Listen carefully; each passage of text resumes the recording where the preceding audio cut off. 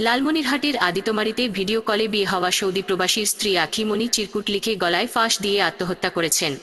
শনিবার ৬ জুলাই সকালে উপজেলার আদিতমারী পশ্চিমপাড়া গ্রামে শ্বশুরবাড়ি থেকে ঝুলন্ত অবস্থায় তাকে উদ্ধার করে উপজেলা স্বাস্থ্য কমপ্লেক্সে নেওয়া হলে চিকিৎসকরা মৃত ঘোষণা করেন।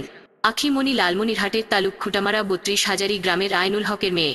পারিবারিক সূত্রে জানা যায়, উপজেলার সৌদি আরব প্রবাসী শাকিল মিয়ার সঙ্গে ১০ মাস আগে ভিডিও কলের মাধ্যমে বিয়ে হয় আখিমণির।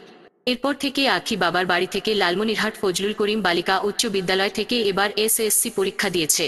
প্রতিদিনের মতো শুক্রবার রাতে পরিবারের সঙ্গে খাওয়া দাওয়া শেষে নিজের কক্ষে ঘুমিয়ে যান আখিমণি। শনিবার সকালে আখিমণির শ্বশুর নূর মোহাম্মদ ঘরের মেঝেতে পড়ে থাকতে দেখে আদিতমারী উপজেলা স্বাস্থ্য কমপ্লেক্সে নিয়ে গেলে চিকিৎসক মৃত ঘোষণা করেন। এদিকে আখির শয়নকক্ষে একটি খণ্ড খণ্ড চিরকুট পাওয়া যায়। খণ্ড খণ্ড চিরকুট মিলিয়ে দেখা যায়, এতে লেখা রয়েছে, আব্বু আম্মু তোমরা আমাকে ক্ষমা করো। তোমরা আমাকে আগামীকাল সকাল ১১টায় নিয়ে যাবা। আমার জীবনে কিছু নেই, তোমরা আমাকে ক্ষমা করো। এ বিষয়ে আখির বাবা আইনুল হক অভিযোগ করে বলেন, আমার মেয়ে রাতে ফোন দিয়ে শ্বশুর শাশুড়ির নির্যাতনের কথা বলেছে।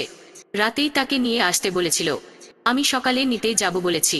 তার আগেই তাকে মেরে ফেলা হয়েছে। আমি এই নির্যাতনকারী ও হত্যাকারীর বিচার চাই। তবে এ বিষয়ে আখির শ্বশুর শাশুড়ির বক্তব্য নিতে চাইলে তারা কোনো মন্তব্য করতে রাজি হননি।